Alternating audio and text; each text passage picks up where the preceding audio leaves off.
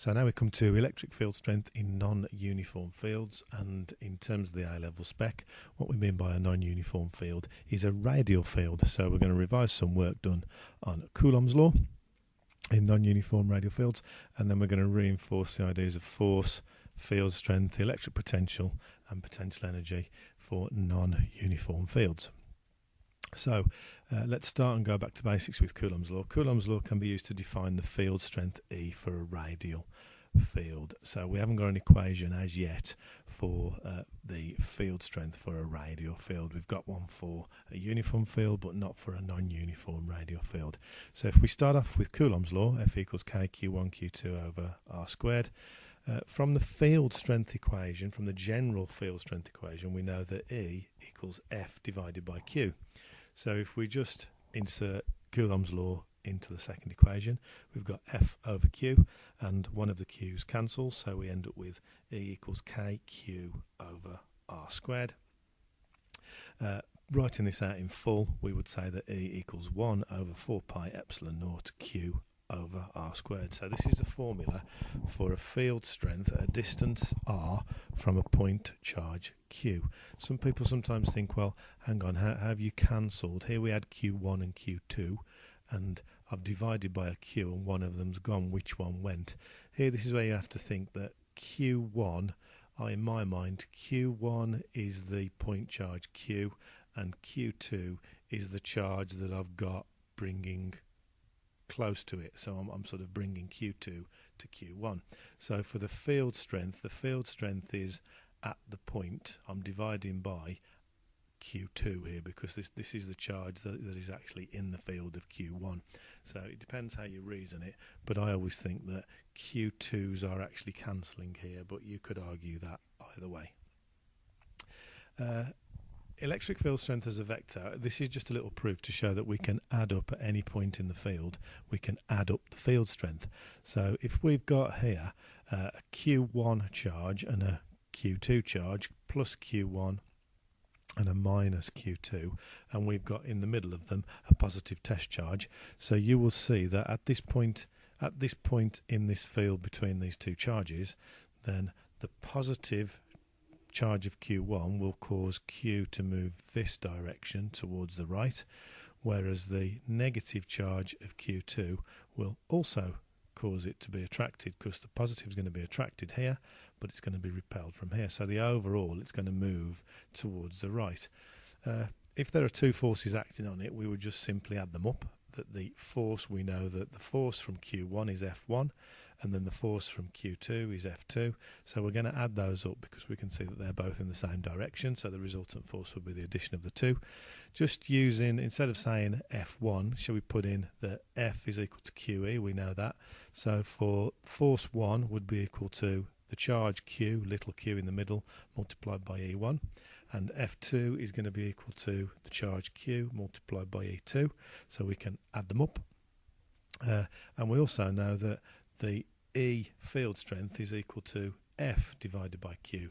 So I can basically, this is my total force. So I'm going to divide the total force, divide it by Q.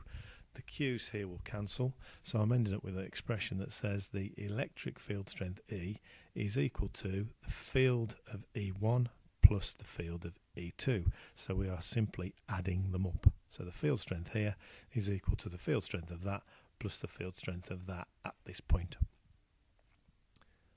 There you go. We can just see we can add up the forces, and we can also add up the two fields. If the forces were in the opposite direction, so all I've done here is I've made Q2 a positive. So we've got Q1 positive, Q2 positive. Hopefully you can see that on this positive charge Q, it's going to be repelled from Q1 and also repelled from Q2. So if we do the same treatment here, that the forces, this time because they're in opposite direction, we'd have to take them away. So it's going to be the force is F1 minus F2, or the force from Q1 minus the force from Q2. Again, replacing F's with the equation QE, F equals QE, and putting in E equals F over Q, just as we did before. Our field strength is equal to the force divided by the charge. Here's our force, which is the 2 the two forces minus each other divided by Q. We can pull the Q out, the Q's cancel. So therefore we can see that in this situation, when the forces are in opposite directions, we can simply minus the field strengths. So if they're in the same directions, we can add up the field strengths. If they're in the opposite directions, we can minus the field strengths. Quick question to prove this. If you've got 2 point charges are placed as follows, we've got a point charge of 4 nanocoulombs plus a point charge of plus 2 nanocoulombs, and we've got a point P where we're saying what is the resultant field strength at point P. If we look at the field strength at point P from the plus 4 charge, here's the formula. I'm replacing 1 over 4 pi epsilon naught. I'm just shoving in my constant of 9 times 10 to the 9. This is my Q, 4 times 10 to the minus 9, and my distance of 3 centimetres squared. So this formula is for the field strength at P from this point charge. This formula is exactly the same. I've still got my constant, but this time I've got my 2 times 10 to the minus 9, which is my 2 nanocoulombs. So this formula is the field strength at point P from the plus 2. Okay, we can see that because they are both positive, then the field strengths here, we're going to have to effectively take them away because they're going to be in opposite directions, because this field strength here is going to be directed away from the plus 4, and this field strength from the plus 2 is going to be directed away from the plus 2. So they're in opposite directions, so the resultant is to the right. How do I know that? Well, plus 4 is bigger, so if I go plus 4 minus 2, I would see that the field strength is to the right with a value of 2 times 10 to the 4 newtons per coulomb. What would be the field strength at P if the plus 2 nanocoulomb charge was replaced with a minus 2? Well, if we made this a minus 2, in terms of the field strength at P, it's going to be in this direction from the plus 4, because that's the direction to the right that a positive charge would move. But if this is now minus, then a positive charge here is also going to move towards it. So this time both of the field strengths are towards the right hand side of the screen. So both fields are now in the same direction, so the resultant is still to the right, but this time it's got a strength of 6 because they are adding. Okay, let's just do a little bit of work on how would we calculate the electric potential. We've got a formula for field strength. Let's see if we can come up with a formula for electric potential V for a radial field. To move a charge from one point to another in an electric field, work must be done. We know that. There's a change in potential energy. If Coulomb's law calculates force, then if we think of the formula work done equals force times distance, if we've got a force distance graph, here it is. So if this is a force distance, we've got infinity to a distance r. If we had to move a charge q from infinity to a distance r, then we've got to put in a force over a distance, but the force would constantly change with distance. We know that from Coulomb's law. So I'd have to integrate to add up all of the force that's underneath this force distance graph. So we need to integrate Coulomb's law and then effectively add up the area underneath the graph between infinity and r.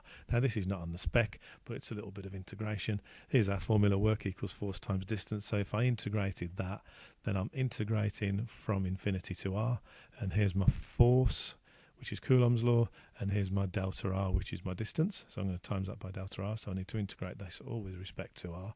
If I integrate that, effectively my r squared is r to the minus 2, so I reduce the power by 1, so I've got a minus here, minus 1, and I've reduced the power, so I'm now just 1 over r.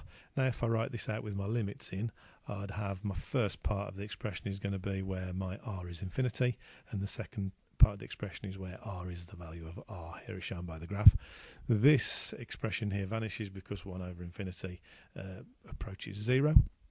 So I'm just left up with work done equals minus minus, so I've got a positive here. Work done is equal to Q1 Q2 over 4 pi epsilon naught r. And so we started off with Coulomb's law, we integrated it to get a work done, and from these two it would be quite quick to get a value for potential, work done per unit charge. So again, all I've got to do is, this is my work done, so I've got Q1 Q2 over 4 pi epsilon naught r, not r squared.